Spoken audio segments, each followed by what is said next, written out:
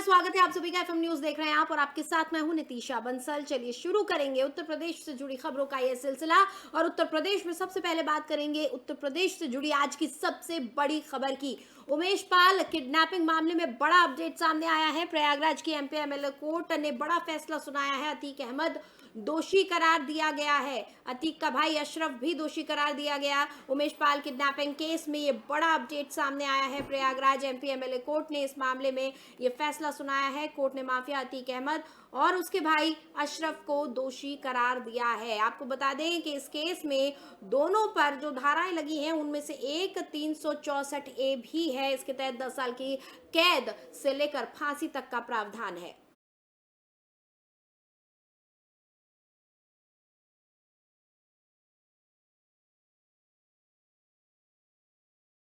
बता दें प्रयागराज की एमपी एमएलए कोर्ट ने यह फैसला सुनाया है और अतीक अहमद को दोषी करार दिया गया है। बड़ी खबर इस वक्त की हम आपको बता रहे हैं, उत्तर प्रदेश की आज की सबसे बड़ी खबर, अतीक अहमद और उसके भाई अशरफ दोनों को ही दोषी करार दिया गया है। और उमेश पाल की किडनैपिंग मामले में आज ये फैसला प्रयागराज की एमपी एमएलए कोर्ट ने सुनाया है। इस पूरे मामले में 17 साल बाद आखिरकार कोर्ट ने फैसला सुनाया है। और इसी खबर पर बातचीत के लिए मेरे सहयोगी इरफान मेरे साथ फोन लाइन पर जुड़े हुए हैं, उनसे हम बातचीत करेंगे। इरफान, 17 साल बाद प्रयागराज की एमपी एमएलए कोर्ट ने अपना ये फैसला सुनाया है। एक बार विस्तार से बताएं क्या कुछ कहा है कोर्ट ने।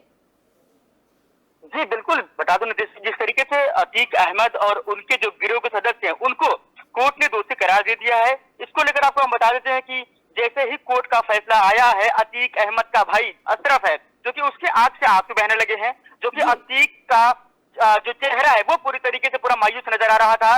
सिर झुकाए हुए कोर्ट के कटघरे में खड़ा हुआ था, आंखों से आंसू बह रहे थे और बेहद भावुक कर देने वाला वो माहौल था। और नीतीश, आपको सबसे बड़ी और अहम जानकारी ये भी दे दूं कि आंखों में आंसू तो जरूर थे, लेकिन जिस तरीके से कहा जा सकता है कि आने वाले दिन जो है इनके लिए वो भी राहत के नहीं होंगे। आज आंखों से आंसू निकल रहे हैं, खून के आंसू रोता दिखाई दिया है अतीक का भाई अशरफ। उसके आधार पर कहा जा सकता है कि माफियाओं की उल्टी गिनती जारी हो गई है और कह सकते हैं कि जो ये माफिया है एक आतंक का पर्याय हुआ करते थे, आज उनकी आंखों में आंसू छलक रहे। जी था इरफान, क्या कोर्ट ने सजा के बारे में भी कुछ कहा है अपने फैसले में? जी बिल्कुल, बता दें कि जिस तरीके से लगातार कोर्ट का ये जो है आदेश आया है, कोर्ट ने आदेश जारी किया है। अतीक अहमद और उनके 11 जो अतीक अहमद सहित जो 10 और उनके गिरोह के सदस्य हैं उनको कोर्ट ने दोषी करार दिया है। लेकिन अभी जो है कोर्ट का जो पूरा फैसला है वो अभी तक नहीं आ पाया है। हालांकि उनको 10 साल की सजा हो सकती है या फिर फांसी की भी सजा हो सकती है। इसको लेकर जो सभी की निगाहें उस पर टिकी हुई है और जो अतीक अहमद और जो उनके सदस्य हैं वो उनमें कहीं न कहीं भय का माहौल व्याप्त है और पूरी तरीके से वो एक सदमे में, डर के सदमे में पड़े हुए हैं। कहीं न कहीं जो उनके परिवार के सदस्य हैं वो भी पूरी तरीके से दहशत में है। हालांकि कोर्ट का फैसला आ गया है, उनको दोषी करार दे दिया गया है, लेकिन जल्द ही कह सकते हैं कि कोर्ट का जो फैसला है वो पूरा हो जाएगा। इसके बाद ही कह सकते हैं या फिर उनको सजा हो सकती है या फिर उनको फांसी भी हो सकती है। इस पूरे मामले में 17 साल बाद आखिरकार फैसला आया है और ये फैसला तब आया है जब जिस शख्स की किडनैपिंग का केस चल रहा है उस शख्स की हत्या तक कर दी गई है। जनवरी महीने में ही हत्या हुई है, यानी हत्या के बाद किडनैपिंग के मामले में फैसला आया है। अब क्या कहा जा रहा है, हत्या के मामले में कार्रवाई आगे किस तरह से बढ़ रही है? जी बिल्कुल, इसी को लेकर जो है आज Prayagraj court MP MLA court में जो है सुनवाई होनी थी वो पूरी हो चुकी है और अतीक अहमद और उनके जो गिरोह के जो सदस्य हैं उनको जो है दोषी करार दे दिया गया है। हालांकि कोर्ट का जो आदेश है वो अभी तक पूरा नहीं आ पाया है। हालांकि वो भी कुछ समय बाद ही वो फैसला आ जाएगा पूरा और तब कहना आसान होगा कि अतीक अहमद और उनके सदस्यों को जो है उन फांसी की सजा सुनाई जाएगी या फिर कह सकते हैं तो या फिर उम्र कैद होगी। तो ये कहना मुनासिब होगा कि कहीं न कहीं अतीक अहमद और उनके परिवार और जो उनके गिरोह के जो सदस्य हैं उनकी मुश्किलें बढ़ गई हैं। 17 साल बाद ये फैसला आया है, इसको लेकर जो आम जनमानस, जो आम जनता है उनकी निगाहें टिकी हुई थी। कहीं न कहीं कल जब साबरमती जेल से अतीक अहमद को लिया जा रहा था तो लोगों को ये डर सता रहा था कि अतीक अहमद को जो है उनका इनकाउंटर हो सकता है। तो कहीं न कहीं इसको लेकर जो आम जनमानस में है, जो लोग हैं वो तरह तरह की चर्चा कर रहे हैं कि अतीक अहमद की ये दो मुश्किलें बढ़ चुकी तस्वीर हैं। इरफान, ये दो तस्वीर कल अतीक अहमद की बहन गाड़ी के साथ साथ चल रही थी, जो पुलिस का काफिला अतीक को लेकर आ रहा था उसके साथ साथ चल रही थी, कह रही थी कि मिट्टी में मिला देंगे कहा है सीएम योगी ने, इसलिए हम डरे हुए हैं। वहीं अतीक अहमद मूंछों को ताव देकर मीडिया से कहता हुआ आया था कि हमें डर नहीं लग रहा है, लेकिन आज वही अतीक अहमद और वही अशरफ जिनकी उत्तर प्रदेश में तूती बोला करती थी, जो किडनैपिंग से लेकर हत्या तक करवाने से डरते नहीं थे, आज इनकी आंखों में आंसू नजर आ रहे हैं। ये वक्त का तकाजा है इरफान कि कल जिनके नाम से लोग डरते थे आज वो लोग डरे सहमे नजर आ रहे हैं। जी बिल्कुल नितिशा, आपने बिल्कुल सही कहा कि ये वही प्रयागराज है जहां एक समय में प्रयागराज में अतीक अहमद की तूती बोला करती थी। वही प्रयागराज में जो नैनी सेंट्रल जेल है उनको कल वहां पे शिफ्ट किया गया था।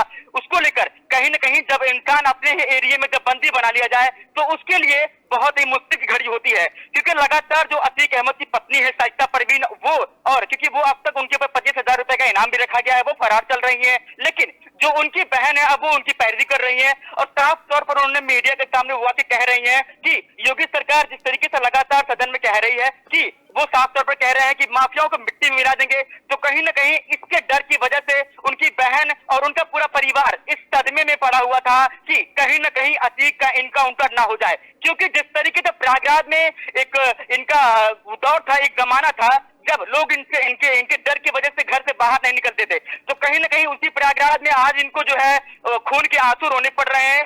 लगातार जो बीजेपी सरकार है वो लगातार काम कर रही है, कमर तोड़ने का काम कर रही है।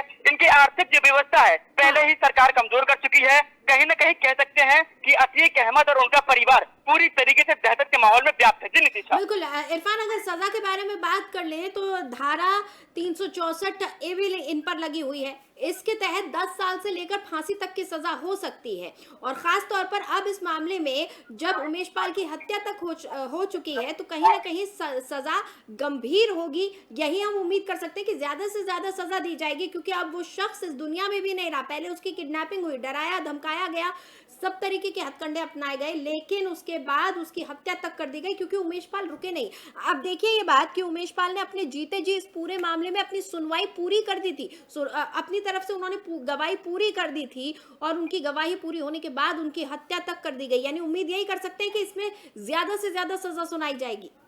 जी बिल्कुल नितिशा, साफ तौर पर जो उमेश पाल की जो माँ है उनका साफ तौर पर कहना था कि जो उनके बेटे को जो आरोपी हैं जो जिन्होंने उनकी हत्या की है उनको भी उसी तरह की सजा दी जाए। तो कहीं ना कहीं योगी सरकार जो है वो लगातार कमर तोड़ने का काम कर रही है, जो माफियाओं को कमर तोड़ने का काम कर रही है। लगातार आपने देखा होगा कि बुलडोजर की कार्रवाई लगातार प्रयागराज में लगातार हो रही है, और कहीं ना कहीं ये जो सरकार का जो फंडा है बुलडोजर का वो माफियाओं के आर्थिक स्थिति को जो है कमजोर कर रही है। क्योंकि लगातार जब इनके फंडिंग बंद हो जाएगी, जब इनका आवागमन बंद हो जाएगा, तो कहीं ना कहीं जो माफिया है वो सरपरस्त हो जाएंगे और कहीं ना कहीं जो है अपने क्राइम करते हैं उससे तौबा कर लेंगे। तो कहीं ना कहीं माफियाओं में अब उल्टी गिनती इनकी जारी हो चुकी है। माफिया पूरी तरीके से दहशत में है, क्योंकि लगातार योगी सरकार जीरो टॉलरेंस की बात कर रही है, और ऐसे में कहीं ना कहीं माफियाओं के अंदर जो दहशत का माहौल है वो व्याप्त है। और आपको बता दें कि 10 साल की सजा हो सकती है इसमें अतीक को, या फिर कह सकते हैं फांसी की भी सजा इसमें हो सकती है। तो कहीं ना कहीं जो आम जनमानस है, जो आम जनता है,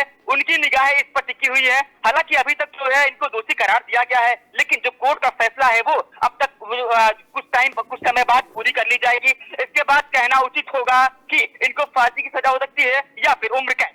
जी नितिशा। चलिए, बहुत बहुत शुक्रिया इरफान इस पूरी बातचीत के लिए, आपका आप नजर बनाए रखिएगा। तो मेरे सहयोगी इरफान मेरे साथ फोन लाइन पर जुड़े हुए थे, वो बता रहे थे किस तरह से कोर्ट में जब दोषी करार दिए गए अशरफ और अतीक, तो अशरफ की आंखों से आंसू बह निकले थे।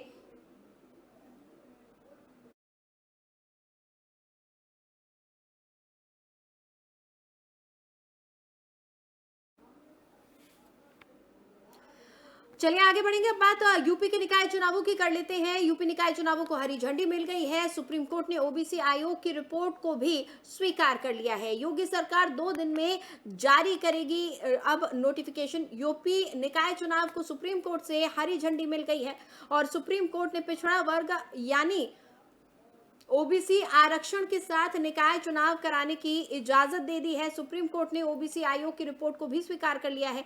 यूपी की योगी सरकार को 2 दिन के अंदर निकाय चुनाव से जुड़ा नोटिफिकेशन जारी करने की इजाजत मिली है।